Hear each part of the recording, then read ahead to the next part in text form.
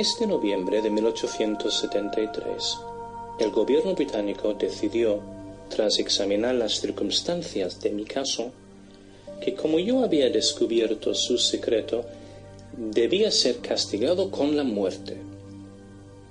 Así es como Fred Birmingham siempre explicaba por qué su vida había caído a pedazos a los 52 años. Habían tramado una conspiración contra él porque poseía un conocimiento peligroso, los planes para hacer una máquina voladora.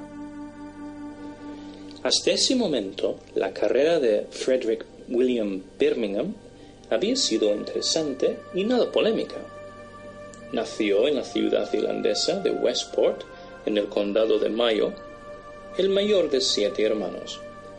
Su padre era un ingeniero civil llamado William Birmingham, que probablemente le ayudó a conseguir su primer empleo a los 17 años, asistiendo a un importante proyecto para estudiar el oeste de Irlanda. Pasaría los siguientes 8 años trabajando de topógrafo antes de decidir ir a probar su suerte en el extranjero. Así que en junio de 1850 embarcó en el vapor Conquistador y se dirigió a Nueva York. Allí adquirió su primera experiencia colonial, pero no estaba satisfecho con los salarios. En 1852 se marchó en otra aventura a Australia.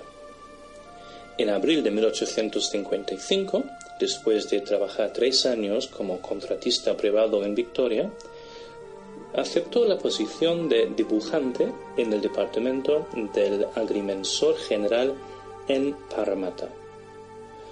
Iba a ser un trabajo a modo de prueba, pero esta sería su última parada como ingeniero profesional. En este suburbio de Sydney, por su reputación como hombre de integridad, fue elegido como concejal en 1865, y fue allí, en Parramatta, que estaba destinado a experimentar un extraño encuentro que cambiaría radicalmente su vida. Ocurrió el 25 de julio de 1868. Era de noche y soñó que se encontraba en la terraza de su casa de alquiler cuando levantó la vista al cielo y vio un objeto redondo volando en el aire. Creyó reconocer en esta cosa la cabeza del obispo de Sydney, frunciendo el ceño. Esto fue seguido por la cabeza del jefe de la Procuraduría General, que también parecía estar mirándole enfadado.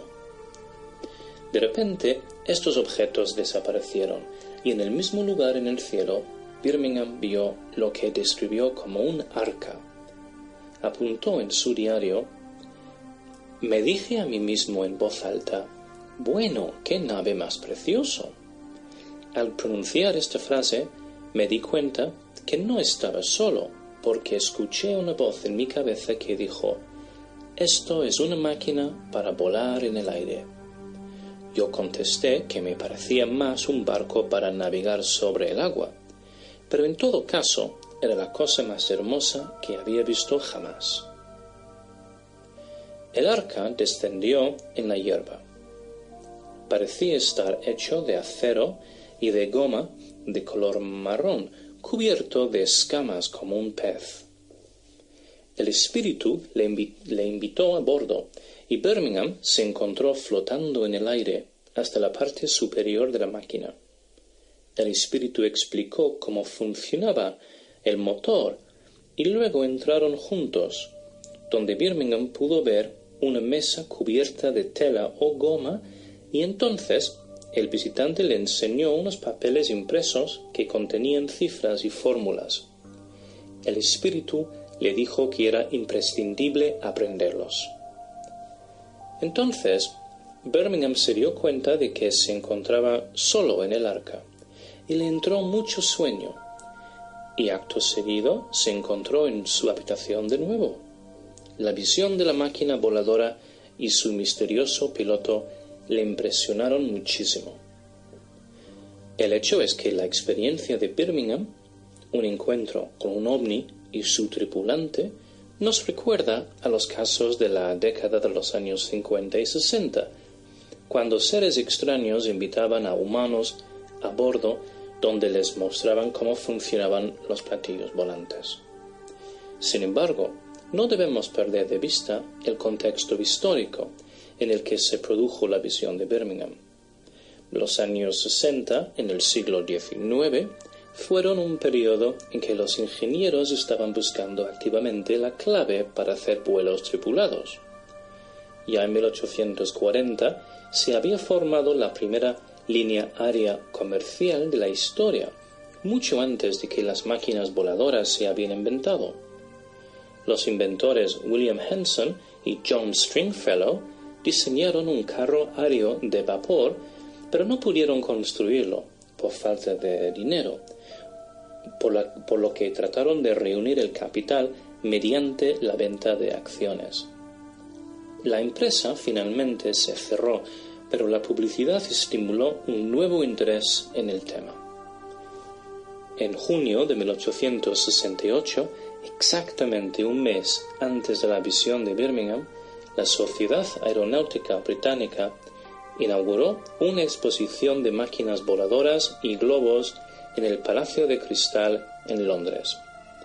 Ninguno de los artilugios funcionaban, pero la exposición ofreció premios a los ingenieros capaces de presentar las máquinas que podían transportar a una persona durante 20 minutos. En total, una docena de empresas y personas notables ofrecieron, una fortuna en premios, así que Fred Birmingham, ingeniero en el Consejo de Parramatta, seguramente soñaba con fabricar uno de estos. Lo extraño, en su caso, es que él creía que había recibido las instrucciones de un fantasma o de un ser sobrenatural. Nuestro conocimiento del caso del 25 de julio nos ha llegado a través de un cuaderno de notas con fecha de 1873, donde Birmingham apuntó todo lo que vio. Este libro se puede dividir en 3 secciones. En la primera parte, Birmingham describe el encuentro con el piloto. La segunda parte consiste en el movimiento paranormal del pestillo de la puerta de su casa, el 27 de marzo de 1871. La experiencia final es el avistamiento de unas extrañas nubes con apéndices en forma de tornillos que vio en el cielo el 9 de marzo de 1873. También habla de mensajes telepáticos que recibió de espíritus en los años siguientes al encuentro.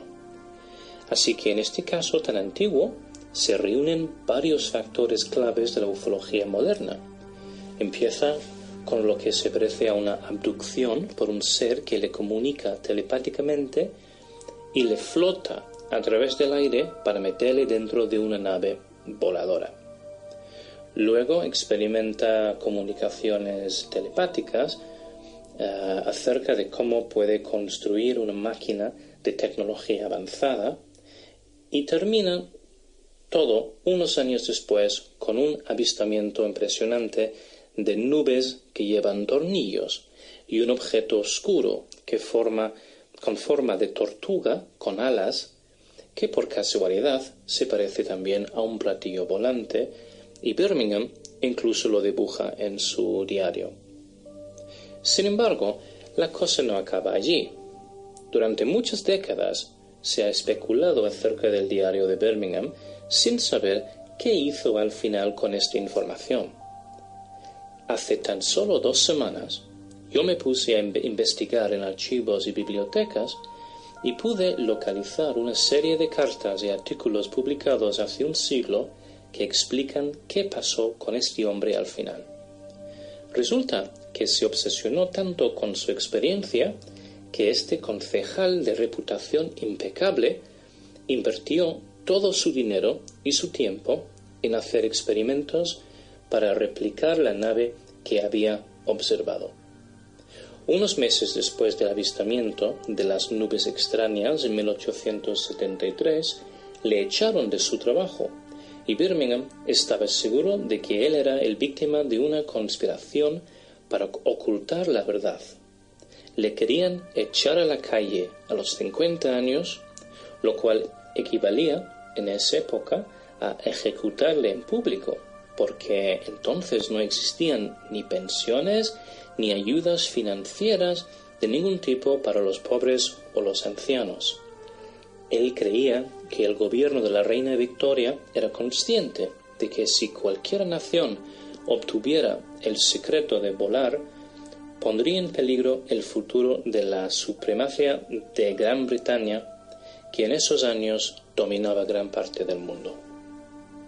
Birmingham se marchó a los Estados Unidos con los pocos ahorros que le quedaban y allí intentó vender su diseño a varias empresas y al gobierno americano.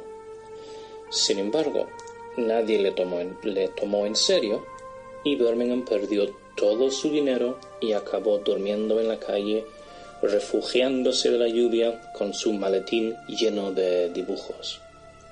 Casi murió de hambre después de un año, pero sus amigos concejales en Australia reunieron suficiente dinero para ir a rescatarle.